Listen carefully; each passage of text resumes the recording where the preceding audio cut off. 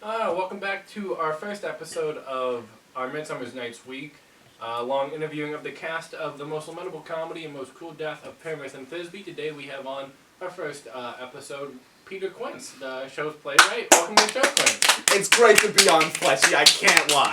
Alright, now I must ask, with your show being only shown at the biggest wedding the land has seen so far of the three marriages, when will the commoners get a chance at seeing your show? Right now, in production at my studio, we have all the new actors being trained. We are going global, I tell you. Big, That's fantastic big news. place. You're so amazing, Peter! I love you, Peter! Now I must ask, as well, with such a large cast, a fantastic cast, of all men, how do you choose who got to play the woman of Thisbe? Flute was the biggest sissy on stage. I had to have him play the girl. That's fair. That translated very nicely. Now, was there any doubt of him and Nick Bottom's ability to portray lovers? No! None on stage. There were no doubts about anything. None from Bottom. No one. I wouldn't suspect. They discharged the roles very honorably. Now, the design of the set and all of the line on the stage and all that, were there any difficulties in how you would portray that? We struggled just a bit with the moonlighting. The color of the nights, it's hard stuff, I'm not gonna lie. The sky, it's big colors. It's hard for these idiots on my crew to get with it. They're idiots, I hate them. Working under a small crew as well, it must have been quite difficult. Yeah. Nick Bottom and I had some discussion, but I mustn't disclose that now. About what? Future performances? Yes! There's so much to do! There's so much to do, Fletchy! Can you get into any details? No! Welcome to our second day with the cast of the most lamentable comedy and the cruel death of Pyramus and Thisbe. Today we have Snug the Lion, Tom Snout, who plays Wall, and Robin Starveling, who plays To Shine of the Moon. Thank you for being here today, guys. Thank you for having us on, Alex. Clap louder.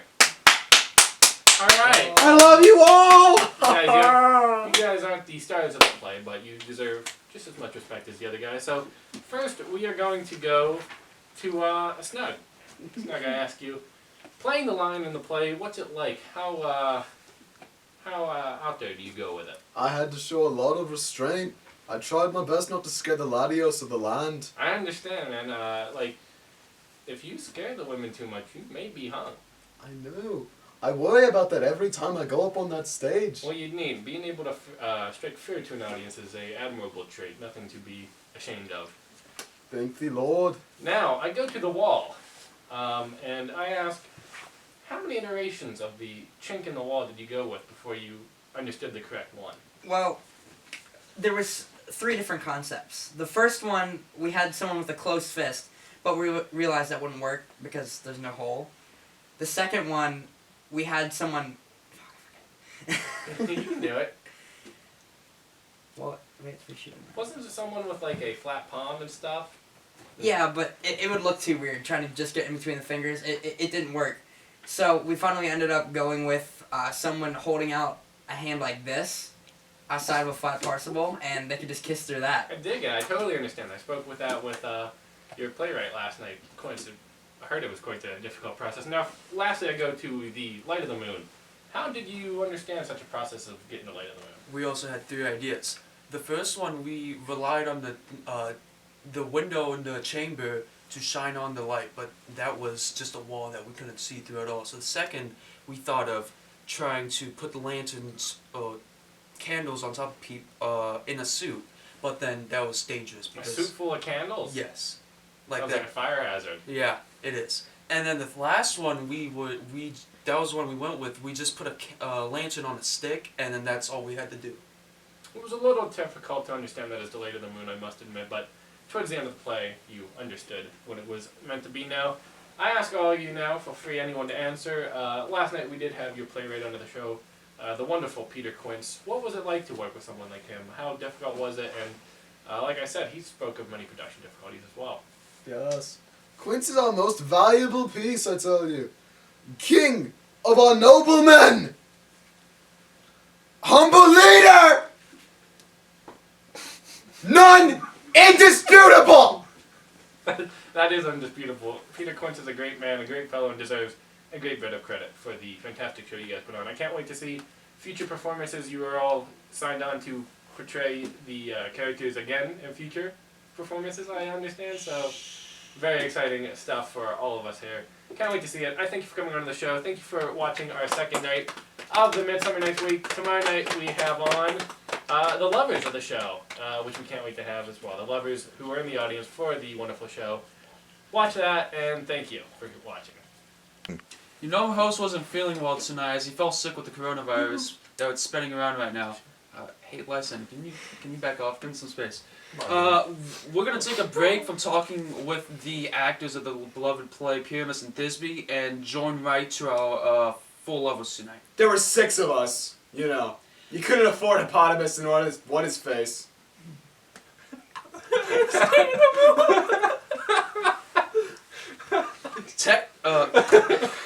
That may be, but we couldn't afford Theseus and Hippolyta.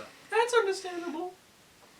Anyway, shall we move forward to the topic of today's show, you fair lovers? First, I must ask, Demetrius, how is the married life treating you?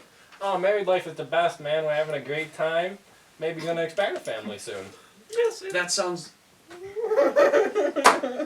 Please don't interrupt my wife. Not cool, man. I'm sorry, Demetrius. It's okay. It's okay. I'm sorry, Helena. You need a minute? No, I'm good. She's okay? Alright. Wait, there's nothing in the plate. Cool it. Well, that's just great. Hermia, you take on the supposed events that transpired in the woods the night before your nuptial arrangements. Yeah, it was very weird. We can't really describe how like everything went down. Mm-hmm. It was all just a blur. Some Blurred people think dreams. we were just dreaming. Yeah, it was just a dream. Alright, Hermia, share as you please. Well, we dreamt in a night where we went in the woods, and like we kind of like switched loves, Mm-hmm. but we're not. It's all kind of a blur. We thought it was real, and I think it is because now we like love each other, Yes. but we don't know if we did before. Yeah. So- Lysander and I were all over Hermia, and whenever we awoke, I found my true love in Helena, and Lysander, well, I guess he got what he wanted. Yeah, I don't know. That sounds like a very interesting dream. It also sounds like these particular dreams or weird dreams were happening the same night of Nick Bottom's own bizarre dream, a Midsummer's Night Dream.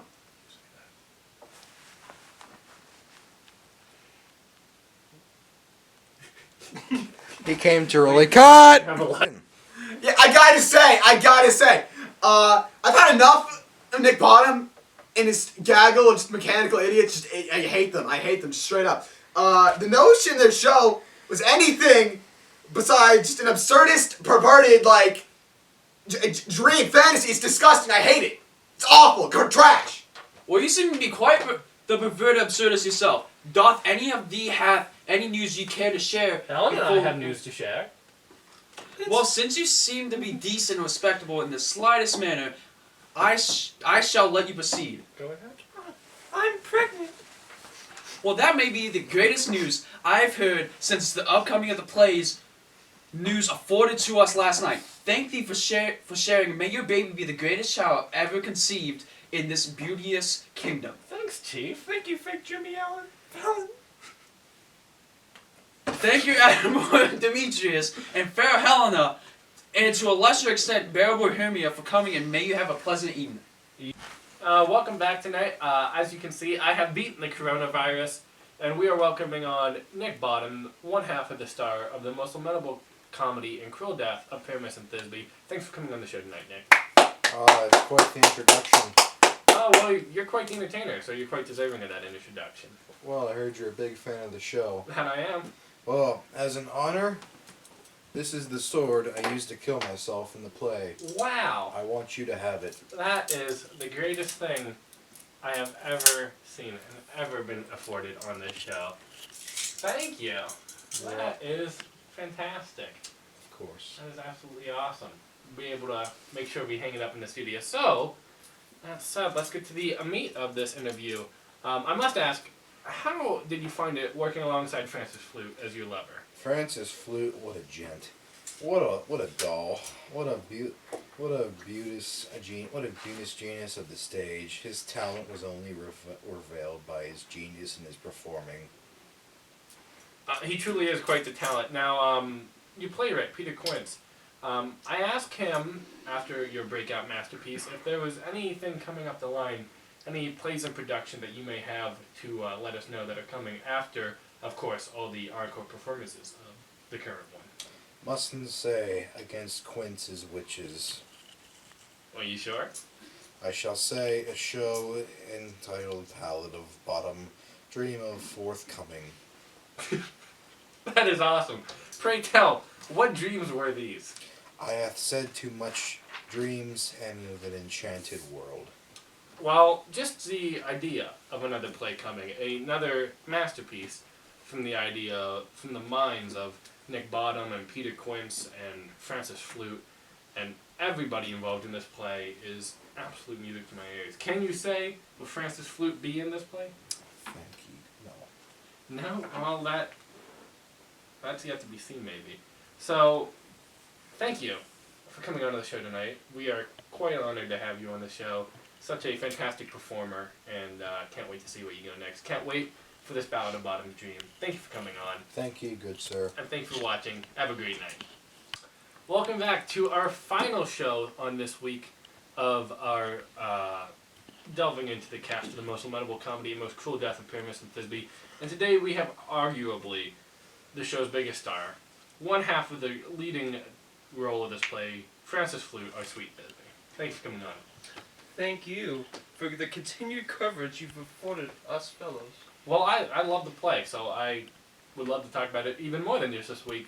We have to go back to regularly scheduled programming next week, but the next time that this Ballad of Bottom's Dream comes along, we will for sure push to get the coverage on that.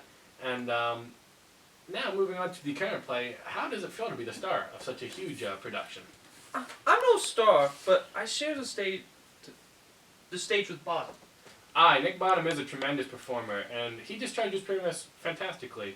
But the elegance, and the beauty, and the mysticism you bring to Thisbe, there was not one dry eye in that theater at your death. Nope, that was our intent to do. Well, that's fantastic, and you got that intent thoroughly out of everybody in the audience. Was it difficult for you? How did you prepare for such a role as a passionate lover?